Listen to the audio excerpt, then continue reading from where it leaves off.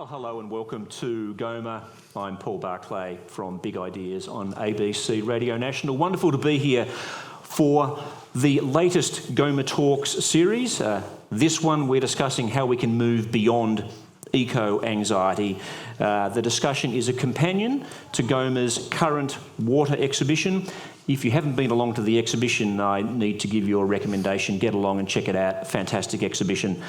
Before I proceed any further, let me say that the Queensland Art Gallery and the Gallery of Modern Art stand in an important place originally occupied by the Turrbal and Yagara peoples. The gallery proudly recognises them as traditional owners of this site, and we respectfully acknowledge their elders past, present and future. Well, what a devastating summer it's been here in Australia. Wildfires have killed at least 33 people, as many as 1 billion animals. An area about the size of South Korea has burnt. That's in excess of 10 million hectares. More than 3,000 homes have been destroyed and damaged. And all this happened while the world watched on. I was overseas at the time, watching on, horrified. Then came the rain and the flooding. At times this summer, it's felt like we were on the verge of a kind of climate Armageddon. Is this what our climate future looks like? I'm sure many of you thought. It's also been a summer that's amplified the concerns of those who've long been calling for urgent action to tackle climate change. Some have taken to the streets to demand government action.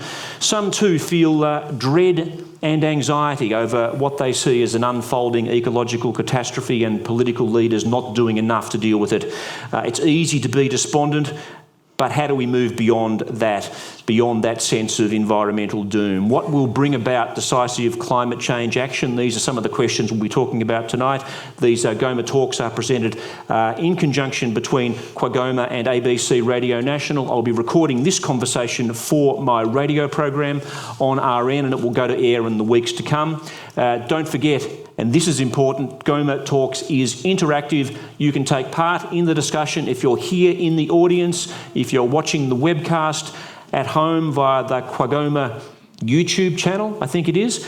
Just tweet your comments and questions to the hashtag GOMA Talks or SMS via 048888 Talks, and I'll get to some of those tweets and comments as we work through the discussion. After the panel discussion tonight, we have a treat for you, a short performance by Brisbane-based spoken word artist Lisa Sapaya, and that will be coming up immediately after the discussion. But look, let me get on to it. Let me introduce our panel of speakers for tonight. From my immediate left, Kate McBride is a Grazier and Healthy River ambassador.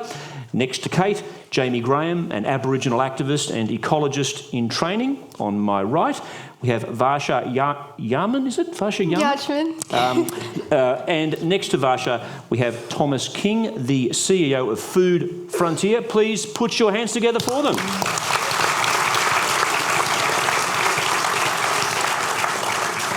So Kate, eco-anxiety, you're a fifth generation sheep grazier from Western New South Wales, an area that's had almost no rain for years and years. The state of the Lower Darling, we were just talking about it before, it's parlous. You're dependent on rain, the rain's not coming.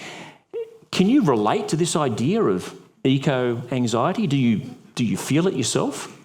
Yeah, I think there's a lot of things that scare me. I actually remember back in primary school first hearing about climate change and global warming, and I honestly remember going home and thinking, wow, we're all going to cook. Like, I had nightmares when I was in primary school thinking, I thought the world was going to end tomorrow sort of thing. And that was a really scary thing. And then, of course, I learned now that, there's things we can do, but I think there's a lot more things that scare me too. Things like, I'm really involved with water management, and I think water security and food security are things that are pressing issues right here and right now. And I think things like that are things that we've got to really focus on as well, because, if we're not eating and we're not drinking, then where are we going? And I think that leads into the politicians of today. That scares me big time. When I grow up, what's Australia going to be like? And so I think there's a lot of things that can lead into eco-anxiety, and I guess they're some of the ones that really, really scare me. And, you know, thinking about having children and things one day, what's Australia going to be like for them? So concern about the future, it's kind of forefront in your mind, I suppose, at the moment. As any farmer would be. And as you said, I'm experiencing the worst drought I've ever seen out where we are. We've had a little bit of rain over the last month or two, but every time we get a good rain, dust storm comes through. So the property's looking worse than I've ever experienced. And then, of course, we're on the lower Darling and there's no water in that Darling. But that's the major cause of that is actually water management. But, of course, drought's a part to play in that too. So it's something we've got to look at too. Totally. Varsha, so you're 17, you finished high school last year, orientation week this week at university. Congratulations. Oh, thank you. Is eco-anxiety a topic of conversation amongst your peers, amongst your school friends and university friends and so on? I think it's becoming more so now. I feel like until the bushfires really happened, there was no name for eco-anxiety. It was just, I'm a bit worried that like my property's not going to be okay, or you heard about your friends evacuating, just things like that. But now that we have the word eco-anxiety, it's so much easier to categorize and be like, this is actually what it is. Like, it's not just a little bit of fear here and there. Like, it's an actual problem that's an epidemic, basically. And we actually need proper mental health services to support people who have it. Yeah. So you're feeling that way, that if for some people it is really affecting their mental health and state of things. Of course, it's more about the health crisis as well, rather than just being a climate crisis. Yeah. I should say, by the way, that each year Australia's Macquarie Dictionary chooses a word of the year. This year, eco-anxiety was given the Honourable Mention Award. By the way, cancel culture and robo-debt were the other winners. Thomas, you're out there doing something. We'll talk about what you're doing in a moment. How do you think we shake off this sense of eco-anxiety? If you're a younger person, you're getting a sense of a future of a hotter, drier continent, more extreme weather, extinction of species, degradation of land. How do you move beyond that sense of dread, do you think? Well, I mean, I started in the environmental space when I was 13, a decade ago, and back then there certainly wasn't the level of awareness or discussion within the public domain that there is today about these sorts of issues. And it was sort of, I would imagine, the climate scientists who are, every day having a look at the reality of what's happening that were experiencing the most anxiety. But now, of course, we're feeling it. It's tangible. It's, it's burning down our houses. It's the reason that we have children going to school breathing in smoke, and we have more volatile weather. And it's understandable why so many Australians are feeling anxious, but also frustrated and angry by the lack of inaction, whether at the political level or the corporate level. I think we need to acknowledge those emotions. They're valid. It's totally understandable why so many people are feeling that way.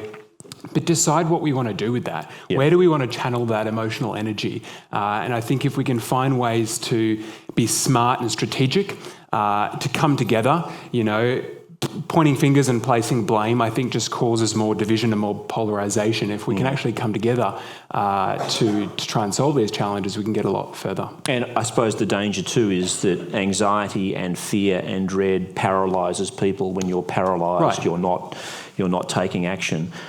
Jamie, you're a young Indigenous man. Your descendants have been living on this continent for tens of thousands of years, managing the land, I think, through at least 2 ice ages. So I suppose coming from the background that you come from, you are able to take the long view. How does this kind of influence your sense of the situation we're facing at the moment, your Indigenous heritage? That's a really good question. Before I answer it, though, I'd also like to acknowledge, the country that we're on today, the Jagera and the Turrbal people who call this place home. And I'd also like to acknowledge everyone else's ancestors in this room who have brought us here together today to really get into this conversation. Look, my grounding within Tasmania, I'm a Tasmanian Aboriginal man from the northeast of my island. As you said, survived through at least 2 ice ages. Our culture is intrinsically rooted in sustainability, and I guess intimate knowledge of those systems, seasons and things like that. So I think there's a lot to learn from Aboriginal, Torres Strait Islander, First Nations cultures all around the world in this, mission to, I guess, come up against climate change, but all the other, social injustices as well. So yeah, there's a lot of knowledge that Aboriginal people hold, and a lot of the work I do is about advocating for those voices and sharing the knowledge that I have on my country, because that doesn't necessarily translate, to country up here. I mean, I suppose part of the theme of tonight's discussion is finding some hope, finding some way to move ahead. The fires were just absolutely terrible, devastating fires for the country, for the people involved, for Australia's flora and fauna. Do you think, though, that if we are to find a positive out of it, that perhaps this is a game changer in terms of the public's sentiment now? That do you think that there is much more of a sense among members of the public that there's a turning point, we really need to do something about this? It's definitely been a little bit of a catalyst for those bigger conversations. Surrounding these massive fires on the mainland this summer, the one thing I noticed on social media, even in mainstream media, was talks about cultural burning. And, those practices have been fine-tuned over millennia. We've known what we've been doing for a very long time in terms of using fire to regenerate landscapes, to raise productivity of certain ecotypes. I think, we really need to have some serious conversations about how, as an Australian community, we can come together to support communities in enacting those burnings. It's also important to note that cultural burning isn't the silver bullet for this problem. You can't take bits and pieces of our culture and, manufacture them, produce them and put them into our modern life without acknowledging all the other things and bits and pieces that come with it. Yep. Yeah. Good point. Yeah.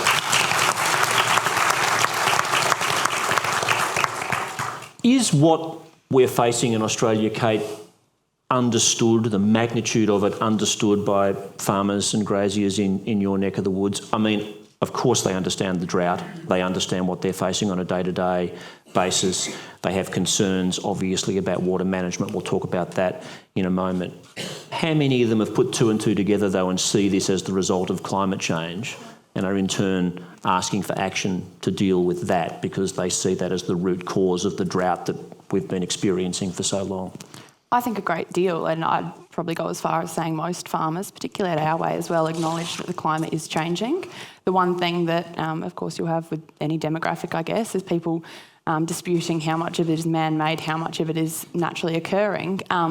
But that doesn't change the fact that the climate's changing. And farmers out our way, they're ready to start those talks about, okay, what are we going to do? We're going to experience longer droughts and less rainfall. How can we make our land more sustainable? What can we do? What can we integrate? Things like regenerative agriculture, Aboriginal land techniques and things like that. How can we work with different groups and integrate these into our farming practices? Because we get people coming out our way sometimes and just say, oh, well, your part of the country's a write-off. You just can't farm there anymore. And there's so many things that we can do. And I think a lot of farmers nowadays are ready to start those conversations, and we're seeing a generational change. Younger farmers are coming up, and I've got an incredible climate activist out our way who's a young farmer as well, and she's just incredible. And we've got these voices coming up now, and I think now's the time that we can start having these conversations. And I think farmers want government and groups to come out and start those conversations with them, because we don't always know where to start. With things like regenerative agriculture, I'm no expert, but I want to learn. Yep. I want to know how I can pass my land on better than what I received it. And I saw a recent study where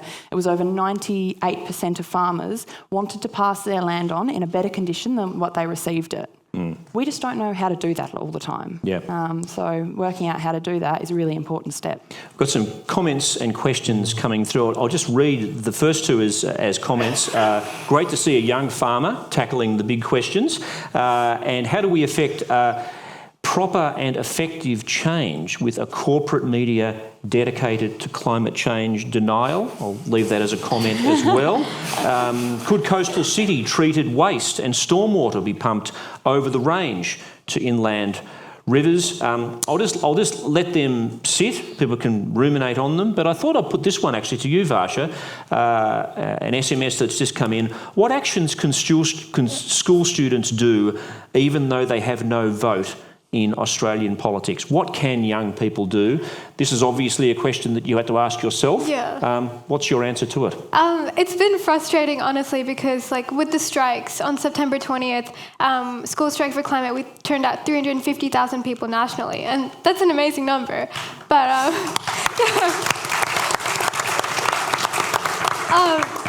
I'm so proud of all that we've done and accomplished, but just seeing no political action being taken place, it can definitely be hindering. It can be so demotivating. But I think realizing that if we continuously pressure our politicians, if we continuously pressure these companies, they are going to have to change at some point, because we can't live in a society where the majority of a population is actually going for climate action and then the minorities are just taking over, because it's literally about sustainability and it's about life at this point. It's not about it's not a partisan issue. It's just the fact that we're not going to be able to live in this world if we don't do something about it now. So I think it's just taking part of these school strikes, talking to people. Conversations are your biggest tool. Communication is everything. You have social media. You just have face-to-face convos, and that's all that you need sometimes. When you and your fellow pupils participated in the climate strike, you were told that you should stay at school. You were putting your education at risk. Prime Minister Scott Morrison said, "What we want is more learning in schools and less activism in schools." So tell me, Varsha, did the activism seriously undermine your education? How did you end up going in Year 12? I was happy with how I went.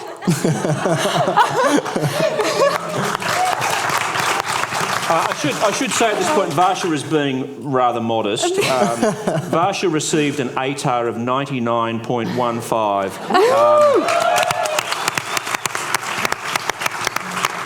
And I say that to parents and perhaps people in the audience who are thinking, can I be concerned about social and environmental issues and get out in the street and protest and make my voice heard without it compromising my education? Well, there you go. It is indeed possible. That was a big thing with my own family. Oh my God, you're going to be on this call for 2 hours tonight, and then you have another call tomorrow about organizing stuff. How are you going to do studying? And I guess you do ask yourself that question, and I think you really understand how to manage your time. And also, I know that what I'm studying in university now, this year when I start, it's all because of the organizing that I've done. It's all because of the amazing people that I've met through this climate movement. I wouldn't be interested in politics or law at all if it wasn't for the experiences that I've had. So I think just the impact that it can have in the future of not only creating a sustainable world, but also allowing you to figure out what you want to do with your life. It's an amazing thing to be a part of.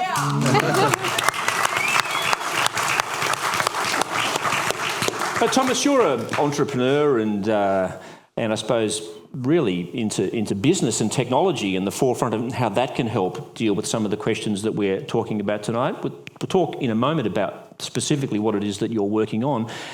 Do you see yourself as an activist in that role? Are you about creating? I wouldn't self-describe as an activist anymore. I certainly started that way when I was much younger, and I was probably a little bit more naive. Well, not in a bad way, but leading more from heart than head. Yep. And like I said earlier, I found my way to channel how I was feeling into something that I thought was constructive and going to actually shift the needle on what matters. Yeah, and your first, I suppose, entree into activism and into being environmentally conscious was drawing the connection between the production of palm oil and deforestation in Southeast Asian forests. How did that penny drop for you? Well, I'd always had a fascination in the natural world, in other species, in animals, and I saw this footage of an orangutan one day walking through a logging site that was just a scene of absolute destruction. And in that same video learnt about the cause of what I was viewing, which was an ingredient found in about half of all products that we buy at our supermarkets. And yeah, I couldn't not do something. I mean, it was not only that was occurring, but that it was the decisions of me and my friends and family and everyone around me that we were making that was contributing to that, and no one knew about it. And so that's when I launched a campaign to try and Yeah. shine a bit more light and enable consumers to make more informed decisions, but also to pressure food manufacturers to source more sustainable options. Jamie, tell me a bit about your work at Seed Mob that you're working with, which you see as being about climate justice in Australia. What are some of the issues that you're campaigning on in terms of helping to address climate change? Yeah, absolutely. So Seed Mob is Australia's largest Aboriginal Torres Strait Islander, South Sea Islander youth climate action network, bit of a mouthful, where we essentially are a bunch of young black fellas coming together to, I guess, talk about the impacts of climate change, our solutions to climate change from our Aboriginal perspectives and through our networks and connections to country. I guess our biggest campaigns that we're fronting at the moment, our largest one at the moment is the Origin Energy's plans to frack in the Northern Territory. So we're focusing a lot of our efforts onto that at the moment. If you don't know much about that, please feel free to go and do some research into that. There's some pretty big stuff happening. We're targeting Origin because they have some of the most developed plans to frack in that area. They have begun, I guess, test wells up in that area against, the wishes of the local First Nations people. So as a collective of volunteers, we really trying to just empower those communities and give them the tools and support that they need to fight back. Often you see lots of local mobs just being steamrolled by these massive corporations and industries. Up here we've got Adani and the Wangan and Jagalingu people who have, just had their native title extinguished for the mine to go ahead. So, we need support. We are like a relatively small collective. But yeah, look, that's what we're trying to do. Yeah. You might not know it, but Kate was behind the release of those images that many of you in the room will remember of the dead fish from the Menindee Lakes. Maybe a million dead cod fish that we all saw the images of.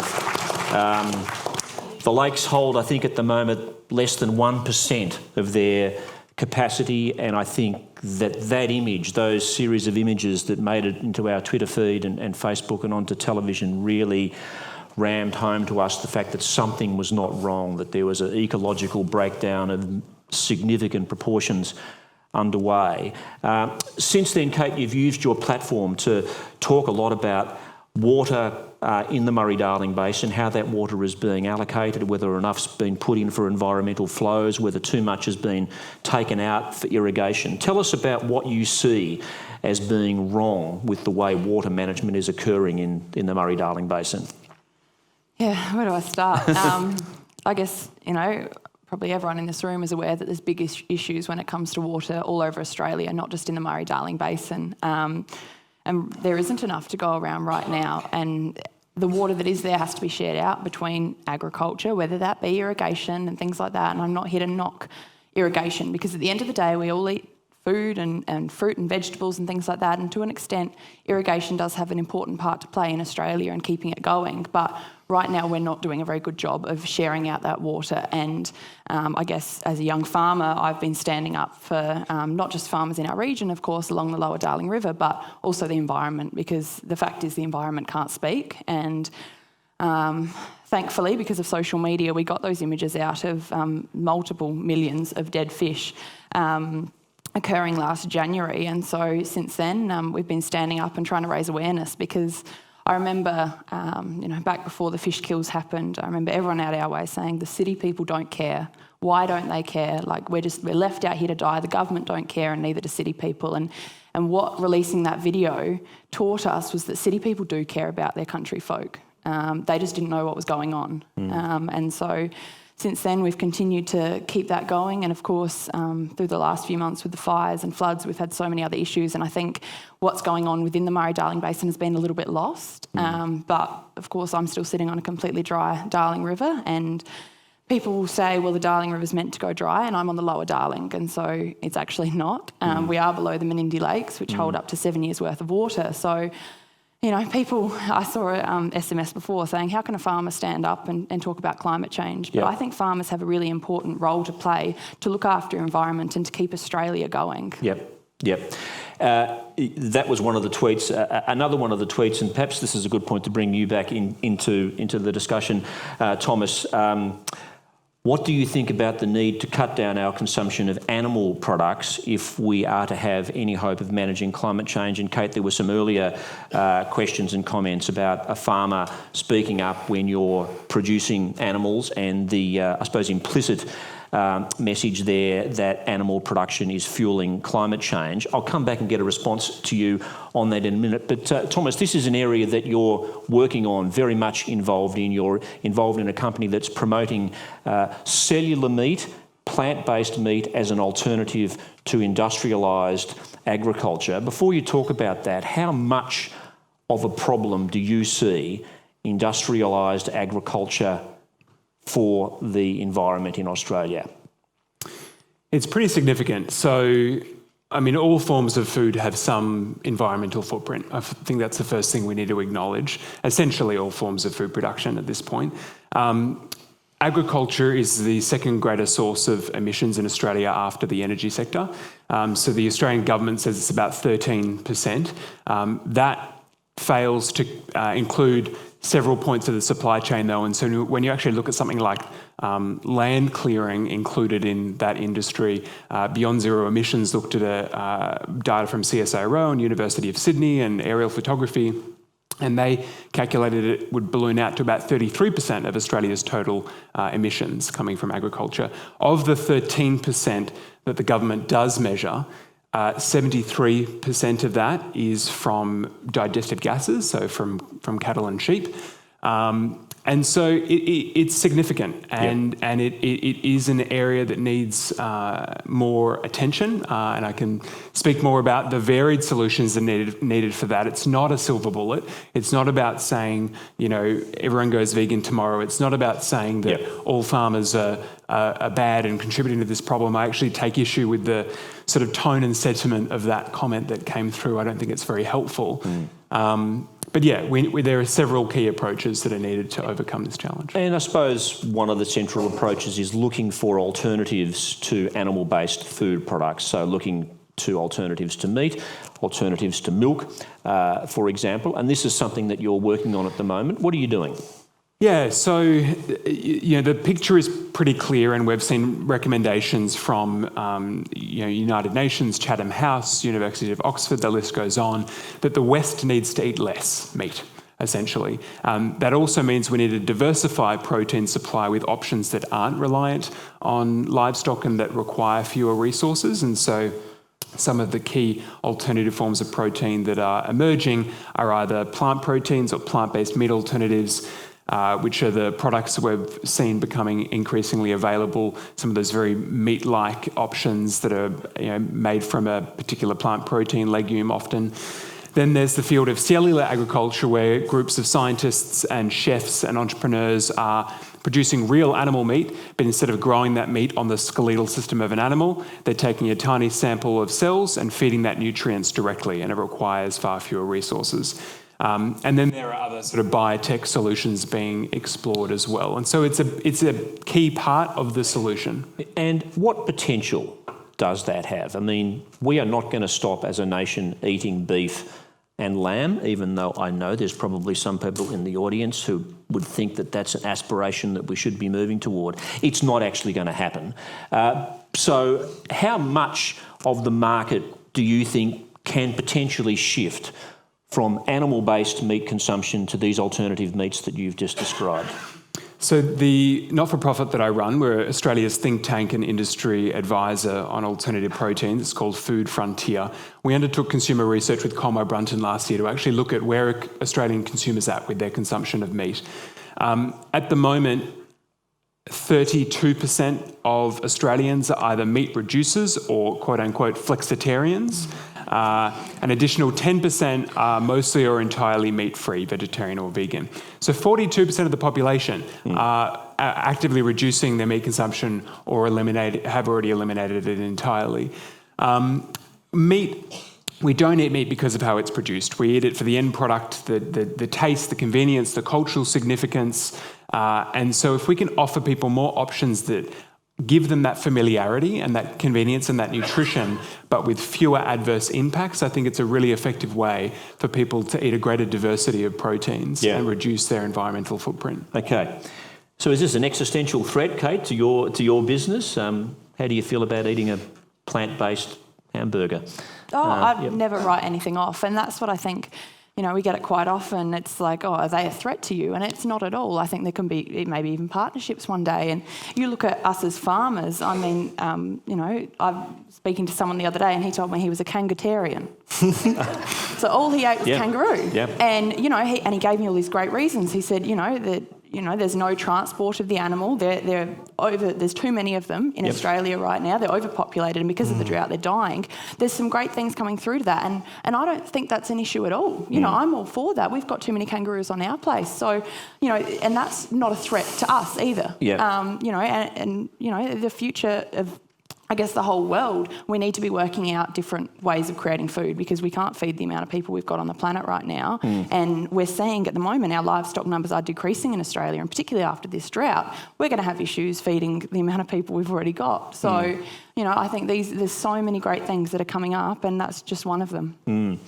Haven't asked you, Varsha, are you a meat eater, a vegetarian? I'm a vegan now. You're a vegan as of now? last month. Really? Yeah, very recent. Yeah. So the prospect then, are you missing meat, I should say? No, so the only meat that I'd ever eaten was chicken, and then because a lot of my family is vegetarian, and that's from a much more religious perspective. And then I was like, oh, okay, let me have a think about that. And it's definitely not for any religious reasons. It's more an ethical point of view. It was one particular night I saw a post on Instagram, and I was like, oh my God, I just feel so bad right now.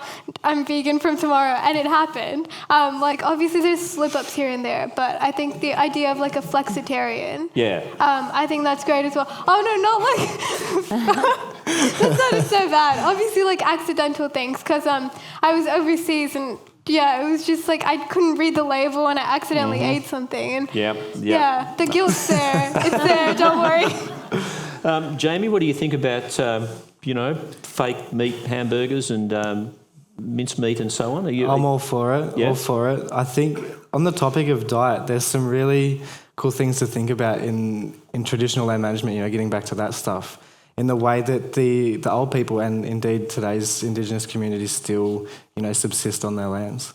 I think one of the biggest things that we can do in terms of diet and reducing our impact on the climate is to diversify, as well as to returning to local food sources. So, you mentioned kangaroos. That's pretty much, not 100% there, but pretty much the biggest red meat that I eat.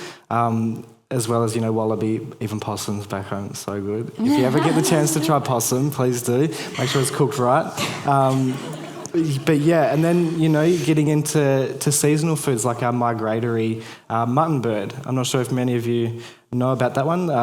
Common name is short-tailed shearwater. Second largest migration on the planet. It migrates from the Arctic Circle up in the Bering Strait down to Tasmania and their offshore islands, where they burrow in the same burrow every year. There's about over 15 million or so birds go on this massive figure of 8 around the Pacific Ocean. They come back, they burrow, and my people for thousands upon thousands of generations have been sustainably harvesting these animals. To the point, that they're tied into our creation stories. They're tied into our spiritual connection to the land. They're really important birds. And through our sustainable connection, those birds helped us survive through invasion. They were a really important food source. They were a source of income as we sold them on. And, now with climate change, there's some really interesting and horrible things happening in the oceans that are negatively impacting these birds. So, I think if we have a more diverse diet, we're more aware of the broader, complex impacts of climate change. We're a bit more aware of our impacts. I guess we can lower, our impacts, reduce that industrial farming. Native grains. There are so many native grains, and plant sources other than wattle seed and lemon myrtle that we could be using that are adapted to our conditions, that we don't have to ship in heaps of water or fertilizer and all that stuff. A lot of our native plants, all they need is a bit of fire at the right time and a good rain. And often those two things go hand in hand, the fire and the rain. I think the term kangatarian seems to have caught on. I love that. I've also heard abtarian with Aboriginal native food sources and things like Thomas, that. one question that's come through, your research, your thoughts on the research surrounding the lack of nutritional density in some of the plant-based alternative meats. Well, it's interesting that you should ask that, because our next publication at Food Frontier is going to be about health and nutrition to try and tackle some of those big questions. We did an initial analysis of this last year, looking at what are the nutritional values of plant-based meat alternatives in major Australian retailers today, and compared them with conventional pre-seasoned meat that's the most equivalent comparison, ready to eat conventional meat. And what we found is that plant-based alternatives have typically equal or greater protein content, usually less fat, often less saturated fat, the added benefit of fibre, no cholesterol because they're made from plants, they're naturally free from cholesterol, and then micronutrients vary depending on whether the product is fortified or not, and that's a big area for improvement, I think, for a lot of companies making these products. A lot of these initial products are the first iteration, they're the first offering, and so companies are working to improve and make sure they're more nutritionally complete.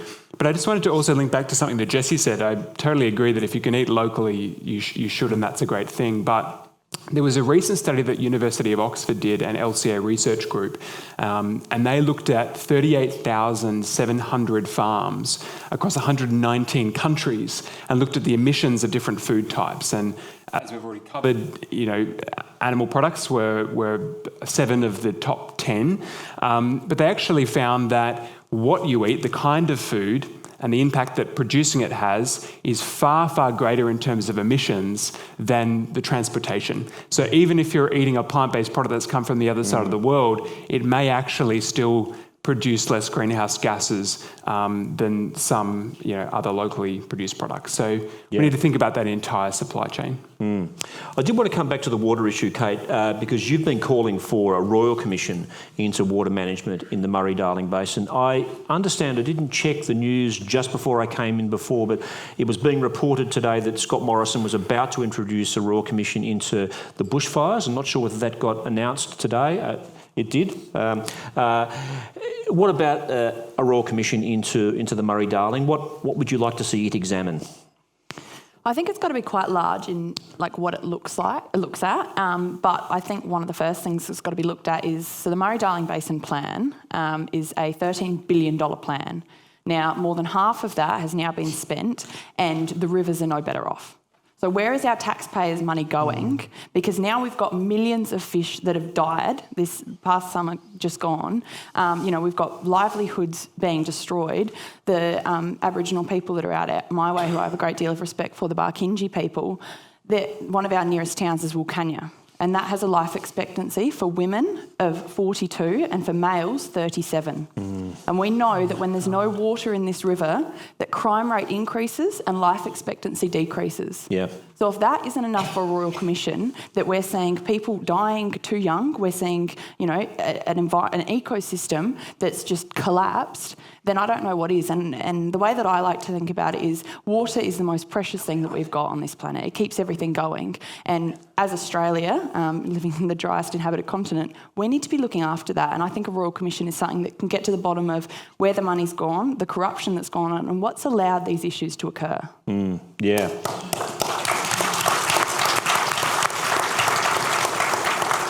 The town of Wilcannia that you just mentioned, actually, I didn't know this until I was doing some research for this discussion, was once the 3rd largest inland port in Australia. And as you say, the fact that it's run dry is having a devastating impact on the Indigenous population there. Those life expectancy figures are horrific. But Jamie, it also points to the fact, doesn't it, that there are important cultural reasons to protect a water system like the Murray-Darling. I mean, it's a system that's sustained communities for thousands and thousands of years, not just sustained them in terms of food and farming and irrigation and so on, but just so culturally central to their way of life. Absolutely, and like I can't speak for that particular mob. Yep. That particular mob, but I can speak about my people's, connection to our country, and I guess it's really hard to explain in words, honestly. But when you come from a line of people who have lived, not just survived but thrived in a place for so long, your language has adapted and evolved to suit that specific place. Your literal physical forms have changed and adapted to be used to those things, gathering those foods, eating those things. It's so powerful in how we relate to the landscape, even over the last few generations of mixing and things like that. That spiritual connection is still there. And to see your land suffering, I'm going to speak on my behalf, it physically hurts. When the fires went through last summer down home, I'm not sure if people remember, but last summer we had our hottest and driest on record. I think we beat it this summer. But in the southwest of Tassie, we had a massive area of country burnt. It was just bigger than the size of the ACT. Massive amount of landscape was burnt, and a very small percentage of that, thankfully, was rainforest. Well, not thankfully. I'm thankful that it wasn't more, but it was a small percentage of rainforest which does not deal with fire. But thankfully, most of it was eucalyptus and sedgelands that does regrow after that. But yeah, look, seeing your country in pain. You feel that because your ancestors for countless generations have relied upon that, have helped that in its journey and things like that. So you've been studying marine biology. I'm really interested about the fact that you study marine biology at a university and you get all of the knowledge of traditional Western science about marine biology, but on the other hand, of course, you're immersed in traditional Indigenous knowledge about the land. You spoke a little bit about fire management before. I mean, we've tended, haven't we, in Australia, to have put these in two different camps. We listen a lot and talk a lot about the science, by which we mean Western science, and that's fine, but we've tended to ignore a lot of the traditional knowledge. How can we be better at bringing those two systems of knowledge together? It's tricky because part of me wants to say support those Indigenous people who grow up in that Aboriginal cultural world to go to uni and learn that stuff and use those tools. But I'm also super worried about having our science, our knowledge, our methodologies, stolen and misappropriated to serve some other purpose that it's not intended for. I think there is so much power, though, in being strong in both, in walking in both these worlds. There's such power in terms of getting both communities to listen to you. I've found, recently coming towards the end of my degree now that things are just moving so quickly for me because I have knowledge in both. People are really, really seeking that knowledge, and there's, it's just so powerful. It's and as so a powerful. non-Aboriginal person who has learnt from Aboriginal people out our way, I am so privileged to carry what they've taught me, and it's something that I, whenever I go and have the ability and talk on platforms like this, I take that with me because it is something that, and you're exactly right, there's a point where it could be abused, but we need to be looking after it at the same time. And as you were trying, explaining what the connection to land and water means, I think it's one of the best ways I've ever had it summed up for me for Barchinji people is, so Barchinji, they're the Aboriginal people out our way, and the Darling, that's what they call the Barker. So they are the Darling River people. And Uncle Badger Bates, he says that when they take the water away from a Barchinji person, they take our blood. And that's, I think, something that non-Aboriginal people need to understand, is that we might not understand that connection, but we need to understand that there is a connection there that runs so deeply, and it's something that needs to be looked after. And for so many years it hasn't been, and it's what we need to move forward altogether. Here. Varsha, And I think the room can't help but notice the fact that there's an old fella in the middle and there's two sets of younger people on each side of me. I'm trying to think of a time when I had a panel discussion on a topic of such importance where every member of the panel was 25 years of age or younger. It's invigorating. It's fantastic to be here talking to you all. And I say that, Varsha, because a lot of people do see this discussion as a generational discussion. There was a lot of talk about this with the Extinction Rebellion crew out on the streets, the school strike that was seen as a generational war, the students sticking it up the older generation who haven't done enough to deal with climate change. Is that how you see it? And is that a helpful paradigm to see this conversation occurring within? I think I definitely used to see it like that, but I was just talking to my mom the other day and she was saying how some of her colleagues, they're a bit older and they care more about like recycling and just like the simpler things. And then some of the people who are a bit younger and just like finish uni doing internships at the workplace, they don't seem to really care and they're a bit more apathetic about these issues. So it kind of made me question whether it's more about values and just about morality in itself. I don't think it's about being a certain age. I think it's just caring. It's just making sure that you're not apathetic, that you're doing your part as a citizen of a country, that you want to have a sustainable life, that you care about the people around you. And I think that's what the climate movement, for me, the meaning of it has shifted so much because it's so intersectional. It's about like females rising. It's about LGBTQ plus communities. It's about making sure that our First Nations are actually looked after, that they're being represented, that, we understand that this is stolen land. It's about all of those things coming together. And it's just about anybody who's ready to make a change, who's saying that, I want to make a sustainable life. That's it.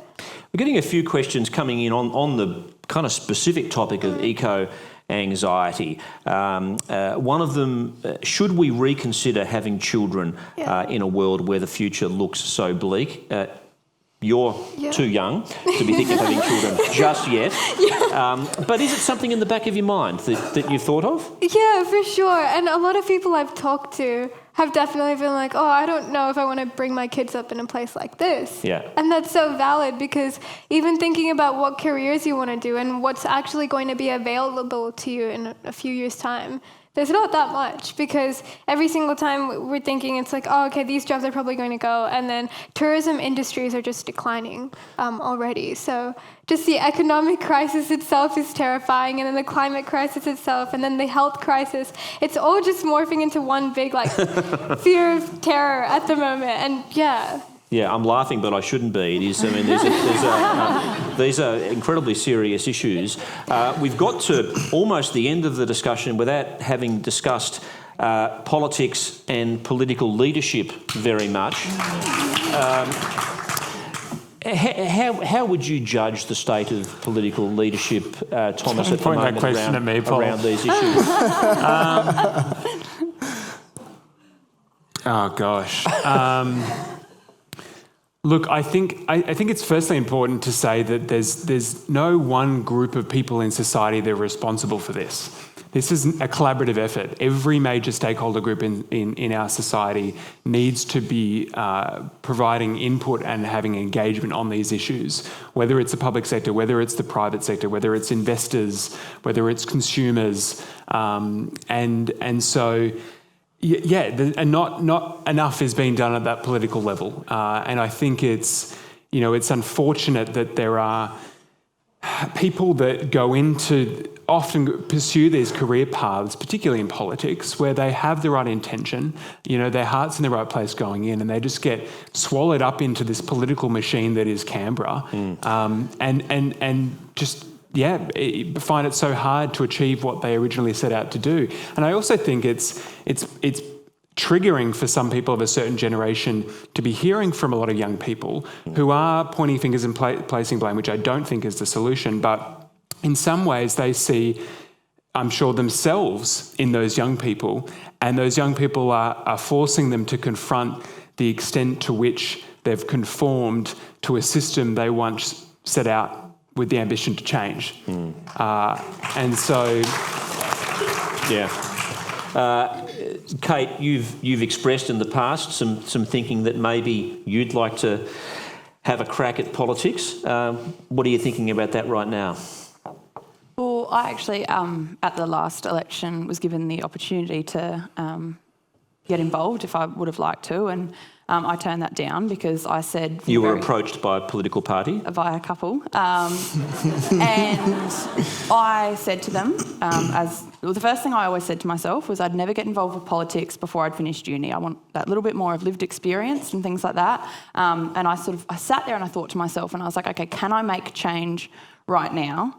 And then I thought, hang on a second, the first thing I ever promised myself was I'd finish uni, and how could I break the first promise I'd ever done to myself and get involved before I'd finished uni? So that's why I turned that down. But yeah, But you've almost finished uni. 6 months to go.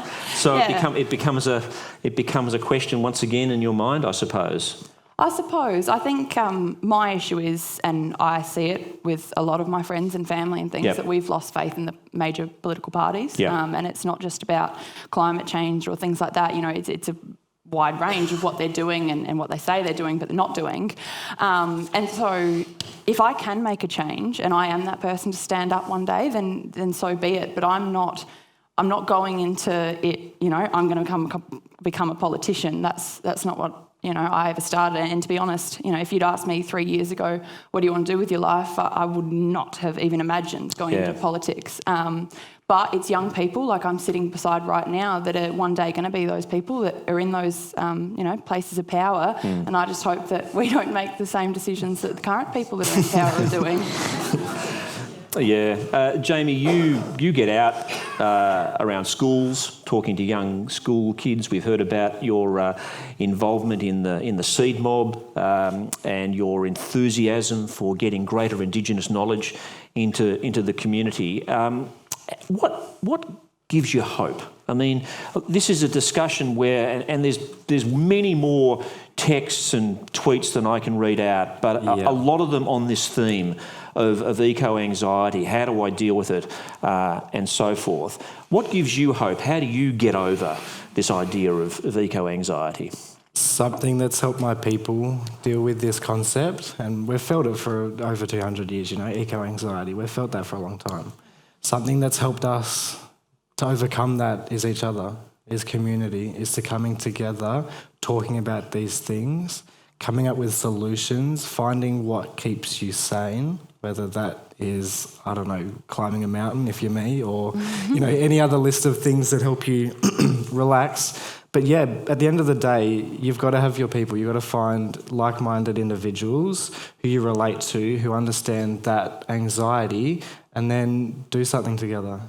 Go and enact some form of change, whether that's as small as having a soy latte instead of a full cream latte. You know, things like that. That's how I get over it, is I just keep moving forward. Yeah. Can I just say, Paul, I realised a couple of years ago the word community literally means common unity. Yeah. And when we have a sense of common unity, we don't feel helpless. Yeah. We can actually look at how can we all contribute our talents to co-create something that is going to achieve that vision for a better way forward. And you work in the innovation space, technology space. It's often said actually by politicians, partly, I suppose, to rationalise perhaps a lack of intervention and action on some of these issues, that technology is the solution. We can deal with these problems of climate change through technology and innovation. How much hope should we invest in that as a solution to the problem? I mean, any technology is a tool, and so long as we use those tools for the right reasons in the right ways and make sure that the concentration of power behind the people creating those tools is not one that will cause whole new problems, I have huge excitement about the potential for technology and innovation to play a major role in addressing these problems alongside traditional wisdom, alongside working on the land and looking at, you know, in the case of food, regenerative agricultural methods and things like that. And so, yeah, I'm very excited about how we can use our brains and our human ingenuity to overcome a lot of these challenges. And Varsha, what's the next step for you? You're at university, your hands are going to be full with an arts law degree, but knowing you'll find the time to get amongst it in terms of your activism. What's the next chapter for your activism?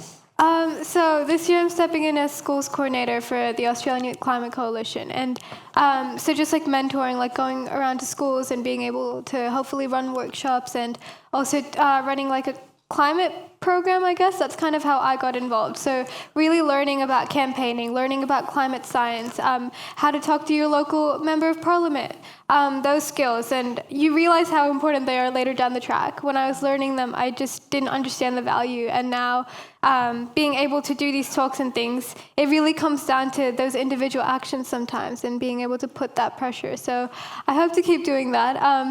Politics itself seems a bit I don't know. It's just it's just one of those things, and I don't think I want to corrupt myself to that degree. I think there's also great things that people are doing, but I think like policy making or policy advisory is sometimes where it's at because it's not right at the front, but it's there.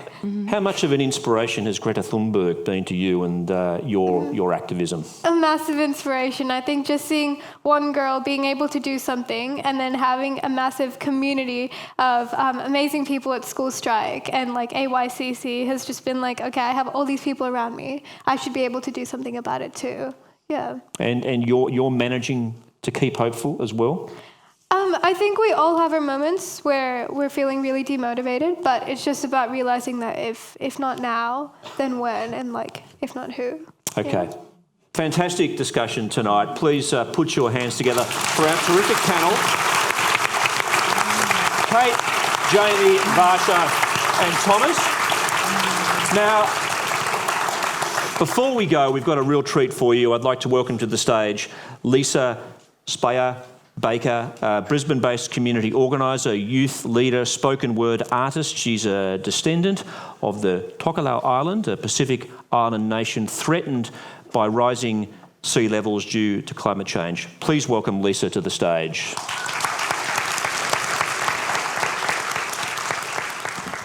Yama, Maloni, Kia ora, Kia orana, and talofa, and warm Pacific greetings to you all.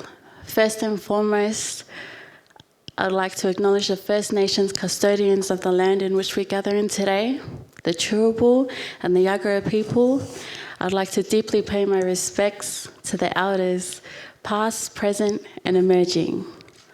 May we also acknowledge that sovereignty was never ceded, and this always was and always will be Aboriginal land. Ko Lisa Spaya Baker toku ingoa. My name is Lisa Spaya Baker. Ko Marotiri te maunga. Marotiri is my mountain. Ko Waiapu te awa. Waiapu is my river. Ko Waiparapara te marae. Waiparapara is my marae. Ko Horota te waka. Horota is the name of the canoes that carried my people across the seas. Ko te whānau rua taupare te hapu. That is my people. Ko Ngāti Porou te iwi. That is my tribe. Ladies and gentlemen, I just introduced myself very formally in my mother's tongue. And my grandfather's side, sorry, that introduction is to prove that I am more than just my name. I am more than the names given to me at birth. I am also the environment and the people that surrounds me. Now, my grandfather's side were from the beautiful little islands of Tokelau, made up of 3 tiny little atolls, Atahu, Nukunono, Mahakaoho. We're so small, we're like a little pearl in the middle of the South Pacific, yet we're one of the greatest leaders in the world. You see, fun fact, my small island of Tokelau is the first country to be powered by 100% renewable energy. A round of applause for that. Now, on the other hand, my island of Tokelau could also be the very first country to completely submerge underwater due to climate change. We are at the front lines. Now you see, I found a quote the other day written by a somewhat wealthy, highly respected, religious leader, saying the gravest effects on the attack of the environment is suffered by the poorest. Define poor. You see that word poor and poverty? It strikes deep within me. It's for many reasons. I don't get it. It hurts for people to use and hurts for us to see. You see that word poor and poverty? It takes me back a millennium or 2 or 3 where my people were stolen and used as commodity at the rich man's expense, at the rich man's disposal, that dark side of history. Now, you can't tell me that a billionaire who sits on the throne of fame and a slave master aren't two and the same. You see, when we walk the streets, we yell for them to see that we are not here for your love, your handouts, your sympathy, and quite frankly, their thoughts and prayers mean nothing to me. They need to take responsibility, work together, and dismantle the fossil fuel industry. Now, can we go back to the words poor and poverty? Is that what you see in me when you open your travel magazine? Sipping on cocktails under the coconut tree?